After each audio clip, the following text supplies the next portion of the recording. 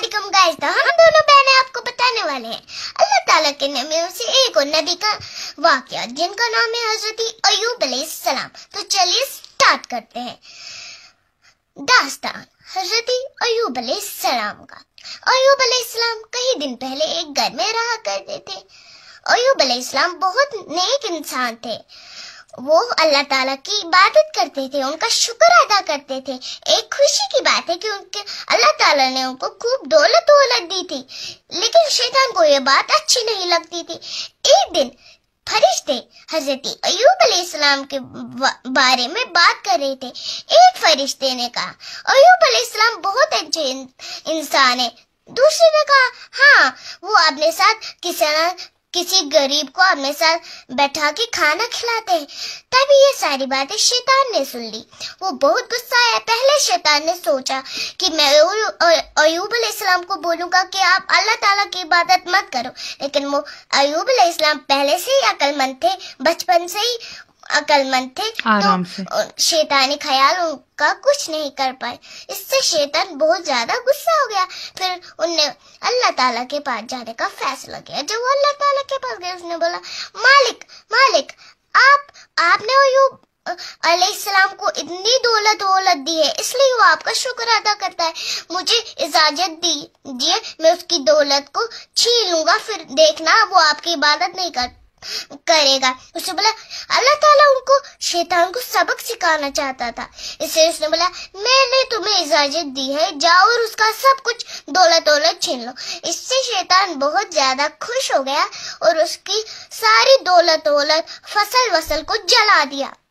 ایوب علیہ السلام کے پاس پھر شیطان ایک بزرگ کے روپ میں آیا۔ اس نے بولا شیطان نے ان کی فصل جلا دی، اور پھر شیطان ایوب علیہ السلام کے پاس ایک بوڑھے کے روپ میں آیا۔ اس نے بولا دیکھو، کئی سارے لوگ کہتے ہیں تمہاری فصل اس لیے جل گئی، تمہارا سب کچھ اس لیے جل گیا کیونکہ تم نے زیادہ ٹائم عبادت میں گزار دیا اور تم اللہ تعالیٰ کی عبادت زیادہ کرتے تھے۔ اس نے بولا نہیں، یہ تو اللہ تعالیٰ کا ہی تھا، اللہ تعالیٰ نے چھین لیا، میں تو بس اس کی فصل کا رکھوالا تھا۔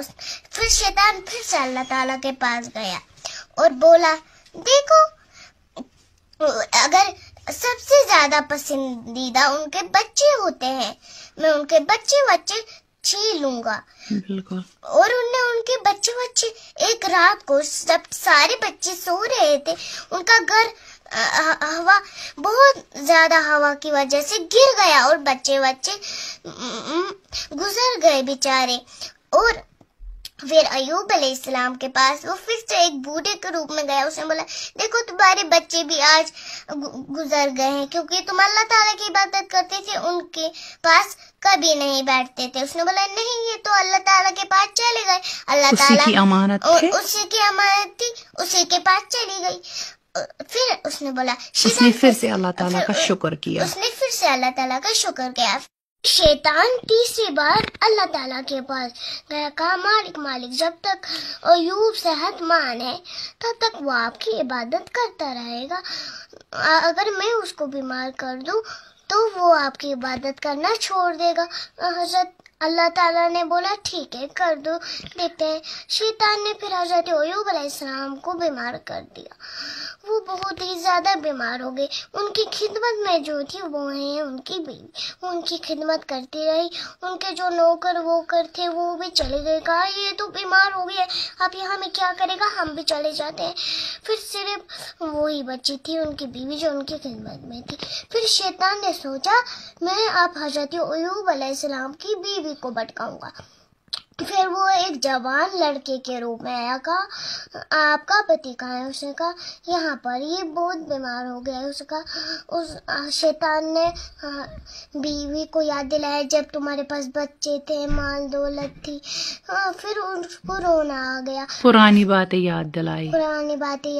پھر اس کی بیوی کو رونا آ گیا، کہا آپ اللہ تعالیٰ سے مدد کیوں نہیں مانگتے اتنی بیماری میں؟ اس نے کہا ضرور شیطان نے تمہارے کان بھر دیے ہیں۔ پھر کہا کہ تم مائی کے چلی جاؤ, اگر میں ٹھیک ہو گیا میں تمہیں 10 کوڑے ماروں گا. پھر حضرت ایوب علیہ السلام جلدی سے اٹھ کے اللہ تعالیٰ سے توبہ کرنے لگے, دعا کرنے لگے کہ اب میں کیا کروں میرے خدا, میں ٹھیک کیسے ہوں. پھر اللہ تعالیٰ نے بولا تم اپنے پیروں کو ایسے ایسے زمین پہ پٹکو, وہاں سے جو پانی نکلے گا اس سے نہانا. پھر حضرت ایوب علیہ السلام نے وہی کیا جو اللہ تعالیٰ نے ان کو بولا تھا. پھر ویسے ہی انہوں نے پیر پٹکے, وہاں سے سچ میں پانی نکلا اور ایوب علیہ السلام نے اس پانی سے نہا لیا. وہ ایک دم تندرست ہو گئے. ان کی بیوی بھی زیادہ دیر ان سے دور نہیں رہ پائی اور مائکے سے واپس آئی. جب انہوں نے حضرت ایوب علیہ السلام کو ٹھیک لکھا, وہ گلے میں ٹھیک دیکھا تو ایوب علیہ السلام کی بیوی گلے مل گئی اپنے پتی ایوب سے. پھر ان دونوں نے ایک ساتھ شکر ادا کیا. حضرت ایوب علیہ السلام کو یاد آیا میں نے کہا تھا جب میں ٹھیک ہو جاؤں گا میں تمہیں 10 کوڑے ماروں گا.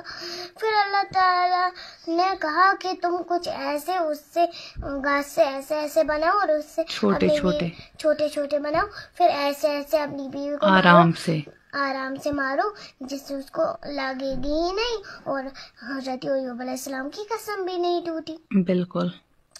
اس سے اور اللہ تعالیٰ نے